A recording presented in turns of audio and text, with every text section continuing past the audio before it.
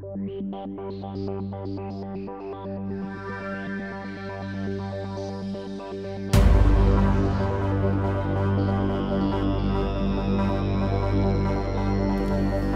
병이 피레토 한의원의 강재춘 원장입니다. 자, 오늘은 일요일인데요. 아침에 좀 조용한 시간에 제가 이제 간만에 또 유튜브 영상을 좀 촬영하게 됐습니다.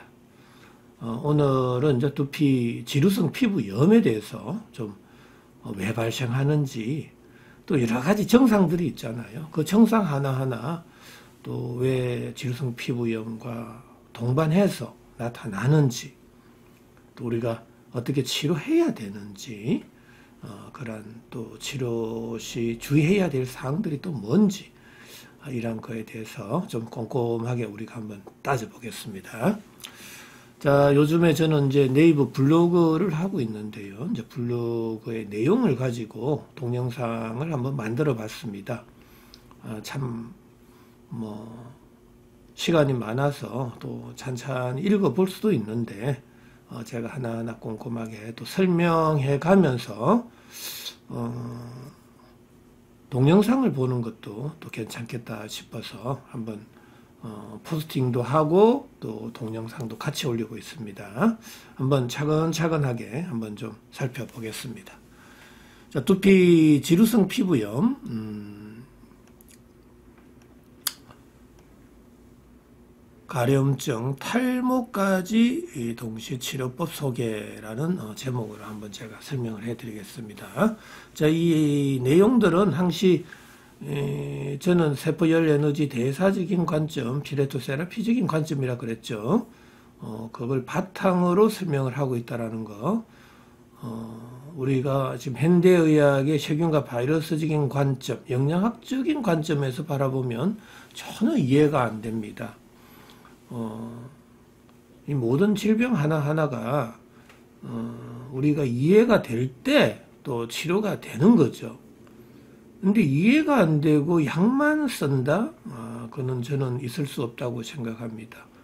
그리고 약이 어떤 양리작용을 가지는지, 또 그 효능도 효능이지만 부작용은 어떤 것들이 있는지, 그거에 대해서 우리 환자분들은 반드시 확인을 하고 약을 드셔야 된다라는 이야기입니다. 저는 우리 한의원의 이 약물의 부작용으로 인해서 피부병이 발생하는 경우가 너무 많다라는 사실을 저희들은 알고 있어요. 대부분 이 피부병도요, 약물이 아닌 경우도 있지만 약을 장기간 드심으로 해서 나타나는 피부병도 굉장히 많다라는 사실입니다. 자, 오늘은 이 지루성 피부염, 이 원인에 대해서 한번 먼저 살펴보겠습니다. 서양의학에 있어서는 이 원인을 아직까지도 몇십 년이 됐는데도 모르고 있다라는 거예요. 이게 말이 됩니까?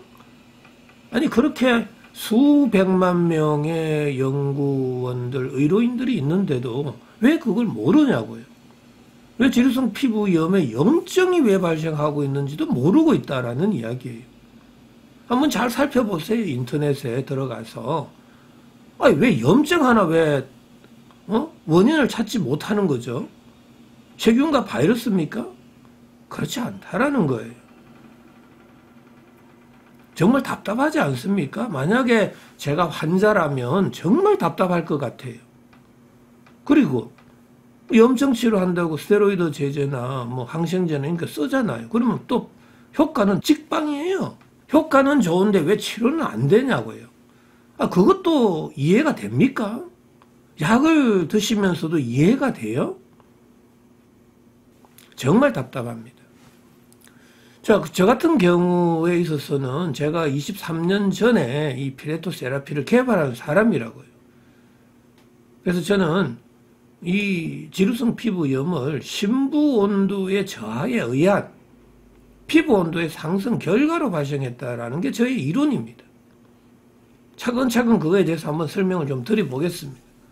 자, 그리고 이 아래 사진은 이 체열 영상 사진입니다.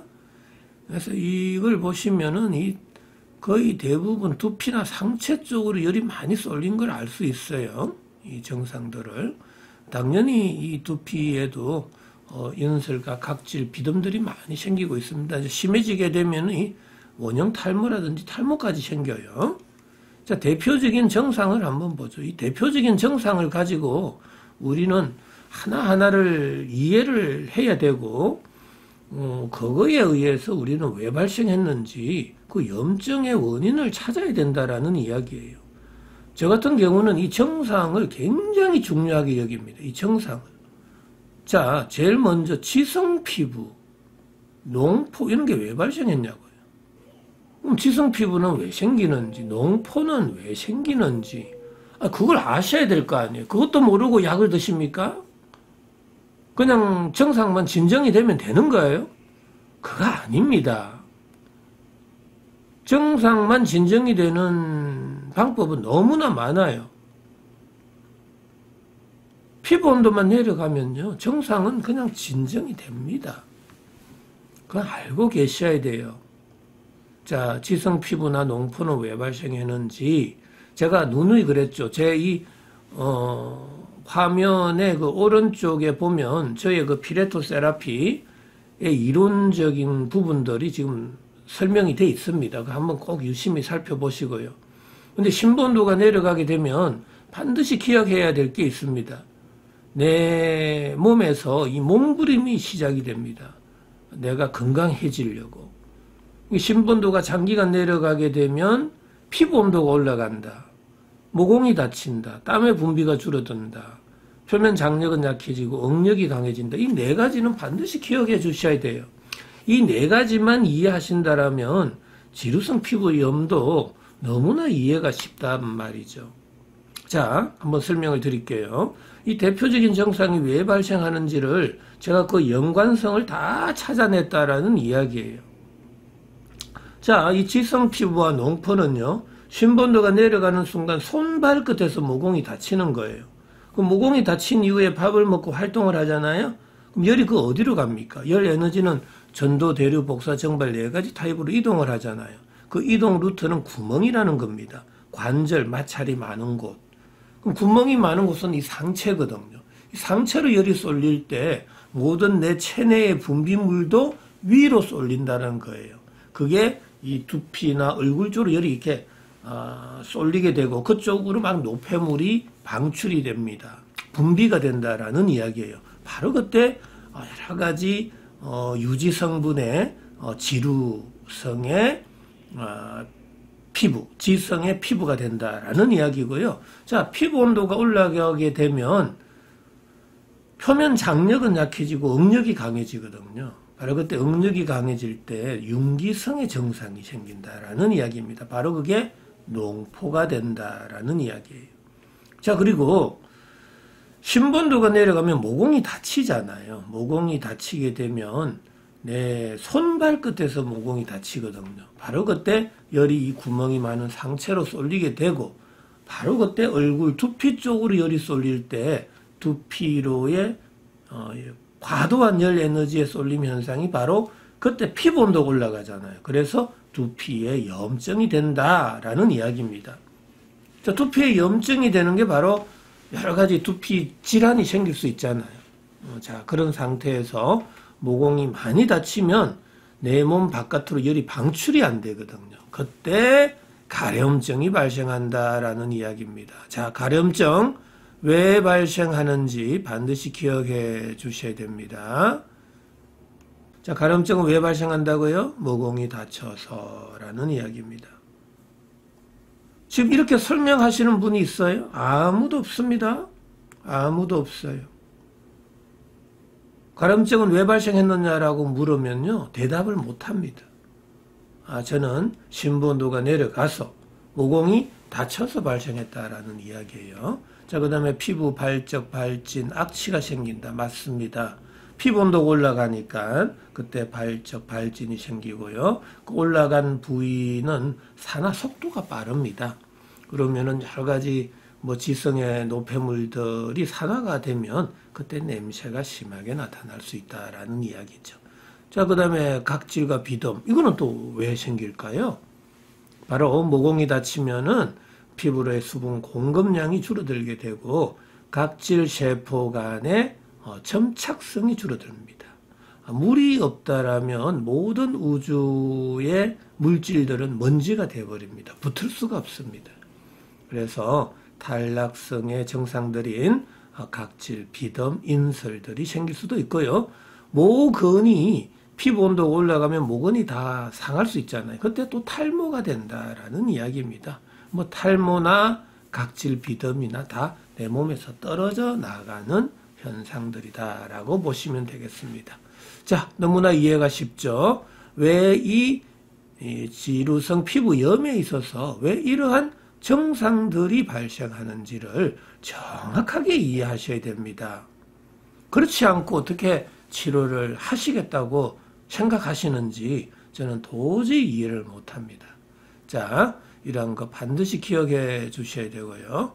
자, 그러면은 세포열 에너지 대사적인 관점에 있어서의 발생 기전에 대해서 우리가 한번 분석을 해보자라는 이야기입니다. 굉장히 중요하겠죠. 이 세포열 에너지 대사적인 관점. 자, 지루성 피부염이 그러면 어떻게 발생되었는지 그 과정도 우리가 좀 이해를 하셔야 될 거 아니에요. 그걸 전혀 이해를 못하고 또 어떻게 치료하신다라는 거예요.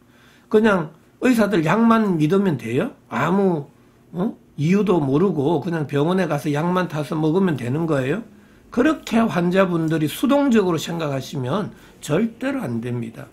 왜 내가 약을 먹는지, 이 약의 양리작용은 뭔지, 왜 양리작용에 의해서 피부 염증이 줄어드는지, 근데 일정 시간이 되면 또 낫지도 않는단 말이죠. 그럼 왜 낫지를 않는 건지, 그런 거에 대해서 정확하게 이해를 하셔야 된다는 거예요. 환자분들이 내원을 하는데 저는 너무나 답답합니다. 약을 먹고 있는 그 약을 가지고 와요. 근데 부작용도 모르고 있어요. 약물에 의해서 피부병이 생길 수 있다라는 사실조차도 모른단 말이죠. 정말 답답한 거예요. 자, 세포열 에너지 대사적인 관점에 있어서의 지루성 피부염의 발생 기전입니다. 자, 제 같은 경우는 이 지루성 피부염도 염증성 두피 질환이고, 염증이라는 것은 세포의 손상이란 말이에요. 세포가 손상을 받게 되는 요인들은 너무나 많잖아요. 그거는 뭐 우리가 뭐 pH가 낮아도 또 온도, 압력, 뭐 여러 가지 전기장, 자기장, 물리, 화학적인 자극, 또 음식물 하나하나 환경 요인들에 의해서도 영향을 다 받게 됩니다. 이제 그러한 요인들은 우리 한의원에 오면은 이제 설문조사를 하게 돼요. 그래서 그 원인을 제거하면서 우리는 치료를 해드리고 있다라는 이야기입니다. 자, 세포가 손상을 받게 되면 세포 내 미토콘드리아에서의 ATP 합성의 장애가 생겨요. ATP라는 것은 열 에너지잖아요. 그러니까 몸에서 열이 발생할 때 정상적인 체온이 유지가 되는데 ATP의 발생에 장애가 생기면 그 뇌를 포함한 오장육부의 온도, 심분도가 내려가게 된단 말이죠. 그럼 심분도가 내려가면 체온 조절 중추 시상 하부에서는 명령을 내려버려요. 빨리 체온을 유지해라. 모공을 닫아라. 그때 손발 끝에서 모공을 닫게 되거든요. 자, 모공이 닫힌 이후에 밥을 먹고 활동을 하면 열은 발생하고 그 열 에너지가 어디로 갑니까? 나가지 못할 경우에 있어서는 강제적으로 열을 빼내게 되잖아요. 바로 그때 가려움증이 생기고요. 자, 하지만은 이제 구멍, 관절, 마찰이 많은 쪽으로 열이 쏠리게 되거든요. 그게 구멍이 많은 이 상체로 열이 쏠릴 때 얼굴이나 두피 쪽에 피부 온도가 올라간단 말이죠. 그럼 피부 온도가 올라갈 때 그 부위에 염증이 되는 겁니다. 다양한 염증성의 증상들이 생길 수 있죠. 발적, 발진, 따가움, 화끈거림, 심한 경우는 통증까지 생길 수도 있고요. 이런 피부 온도가 이제 올라갈 때 응력이 강해지거든요. 밀어내는 힘이. 그때 뭐 농포가 생길 수도 있고. 그리고 또 모공이 닫힌 상태에서는 조금 전에도 말씀드렸듯이 각질 세포 간의 점착성이 줄어들기 때문에 각질, 비듬, 인설과 같은 탈락성의 증상까지도 생길 수 있다라는 이야기입니다. 자, 이러한 여러 가지 염증성의 증상과 가려움증. 자, 그 다음에 우리가 지성 피부. 이런 것들이 동반될 때 지루성 피부염이다. 이렇게 진단을 내리게 되는 거죠. 자, 그렇다면은 우리가 왜 또 그러면은 이 지루성 피부염을 그럼 어떻게 치료해야 되겠냐라는 이야기입니다. 이 치료 원칙과 치료 방법을 반드시 이해해 줘야 됩니다. 중요한 것은 증상을 단순하게 완화시키는 게 중요하지 않습니다. 그런 경우는 너무나 많기 때문에요.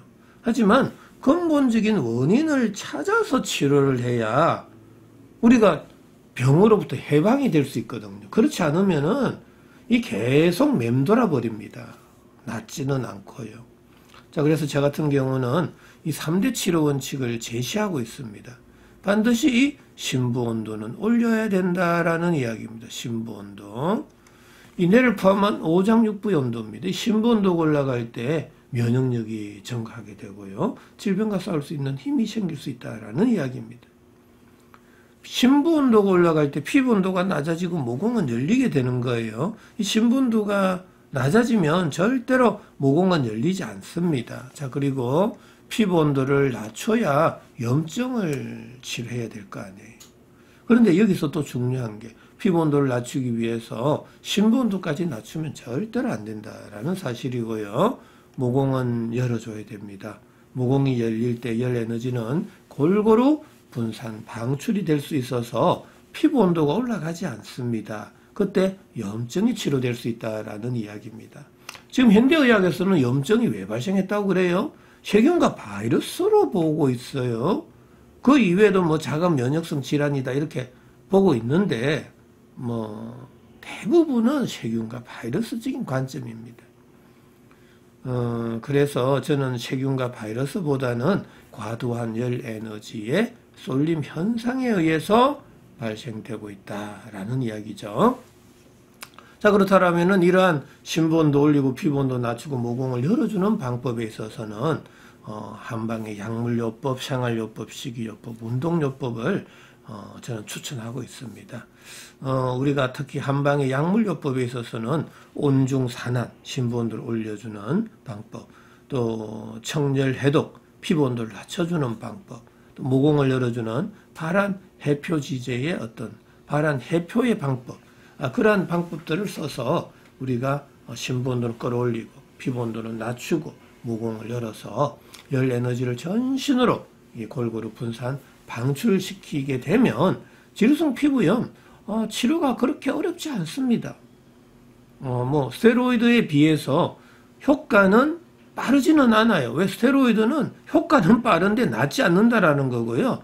저희의 피레토 세라피 같은 경우는 효과는 서서히 나타나지만 근본적인 치료가 가능하다라는 이야기입니다.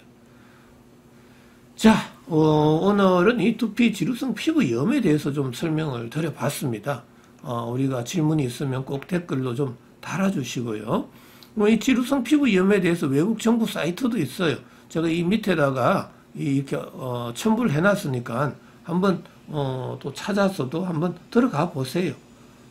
이런 여러 가지 정보들을 좀 다 이해를 하고 어느 쪽에 치료를 해야 될지는 우리 환자분들이 결정하시면 됩니다. 저희 홈페이지에 들어오면 이 지루성 피부염의 치료 사례들이 너무나 많습니다. 왜 치료가 됐는지도 한번 곰곰이 생각해 보시고요. 자, 오늘은 이 크리스마스 이브 날입니다. 그래서 뭐 좋은 시간 또 보내고 계실 텐데 오늘도 이렇게 귀한 시간 우리가 시청해 주셔서 대단히 감사드립니다.